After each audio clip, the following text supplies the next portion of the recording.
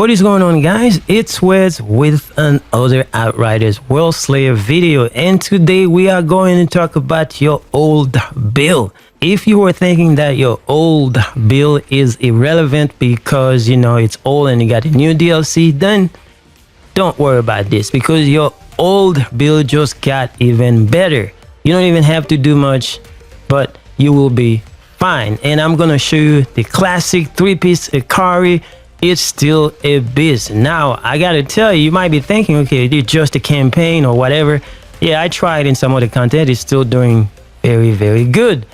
And yes, it's a campaign, but the enemies are no joke. They are not playing around. They are still aggressive. They are still out to get you. And if you don't have like a decent build to go through the campaign, then you're gonna have a hard time, especially you are in Apocalypse tier 16. And that's the highest level past level 50 from the old DLC. So it is not easy. One of the nice thing about this new DLC is that there's a certain point while you are doing the campaign, they give you the option to actually craft your build, change stuff and do all kind of stuff. It is very good, and you can just pull stuff away, bring stuff back. It is very awesome. I say they do a very good job with this new DLC. But in any case, let me show you what I'm running. Now, always weapons don't matter. It's still the old OG weapons, but they get some new one as well. But I'm using this little beast of a pistol to full auto right now. It's very good.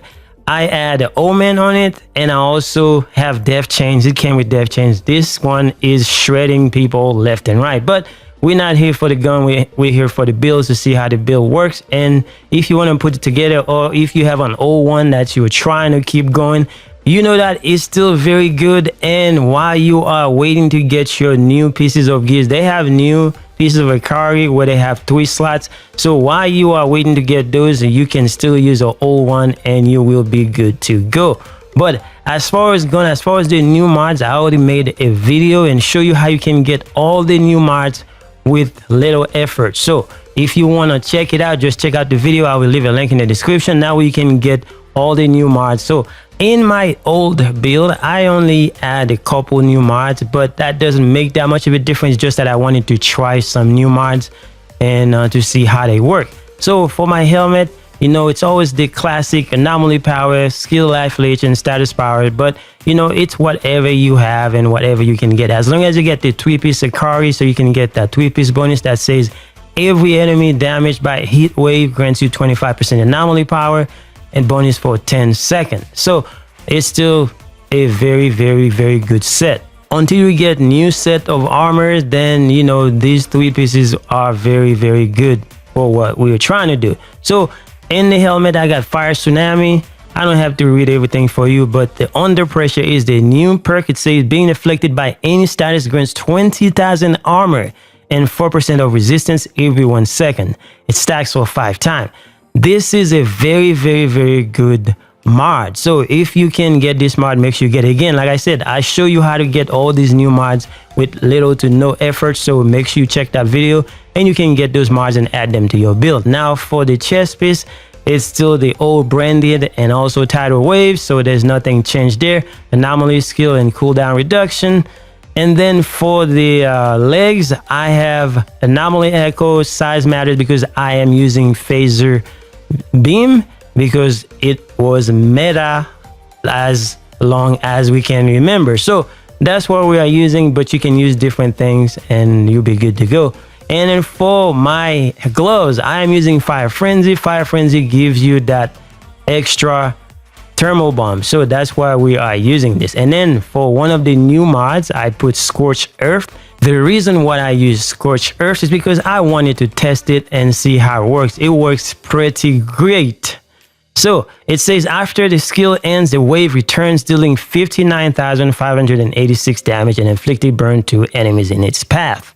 So because I am level 51 in the gear, so that's why it's that much damage, but it would be higher if when we get higher level gear. So it is very good. The way it works is just like you throw your waves and then it comes back and hit the enemy, so that means it burns them a second time. This is very good. That's why I'm using this. It is very good.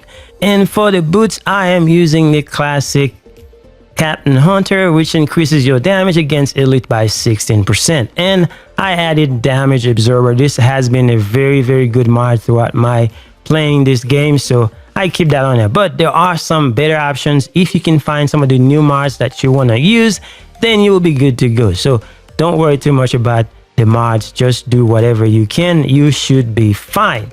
Now, that is for the gear and weapons. So if we go to the skill, what we are using, we're using Heat Wave, of course, and then we are using Phaser Beam, because Phaser Beam is a beast when it comes to doing damage to bosses and stuff. And then we also have the old Thermal Bomb. It's still good, it's still very good, and yeah, that's what makes you get the debuff and then kill the enemy a lot faster. And then I added a lot of cooldowns, that way, I can get them as fast as possible. Now, let's look at the class tree. The class tree is the old classic going towards the middle. I'm going to leave it on the screen. And then that way you can take a copy of it if you're trying to use that build, and you should be good to go. So I'm going to leave it there for a second, and you can just copy and paste whatever. You should be fine. Or you can experiment with your own theory crafting. And then, as you can see, the new system is changed. You got the points right here, and you also have the new tree that's called packs. So if you go into it, you will see that you can add points. Whenever you have packs points, then you can start adding them. So since we're doing anomaly, so I go with this route on the bottom. I add the first one, and then this, you just pick whatever you can. So I don't have much points yet because I'm just probably like a quarter into the campaign. But eventually, you can add more, make your build a lot better. That's the reason why I say your build is still relevant. Eventually, you're going to find new pieces of gear, like Ikari sets. They are different now. They have a third slot. Then you will be a lot better. But you start with those, you should be good to go. There's not going to be any change to the class tree, not that much. And finally, we have the ascension system. Now you get some points whenever you are leveling up. You get those ascension points, and you can add them so they can make a difference in your build. So for me personally, when I get the first 10, I just add cooldown reduction, so that way I can have more cooldown reduction, so I can use my skills as often as possible. But you can go whichever route that you want to. And then when I get more, I start adding to some anomaly. But it's not end all be all. It's just whatever you want to do, whatever you want your play style to be, and whatever you think would benefit your build the most. And I add 1 point there, but as soon as I get them, I will add them to where I think it's necessary. So you can get 10 for each, and then you start going to other ones, and you get 50 points total. So for this point, so if you add all these points, it's going to take a while before you can fill up all these things, but you are going to be fine. Now, that is all we have for this build. So it is an old build, but we just add some stuff to it and makes it a lot better. And we are continue going to the campaign and then crushing the enemies like crazy. Anyway, guys, that's all I have. Thank you guys for watching. I will see you guys later.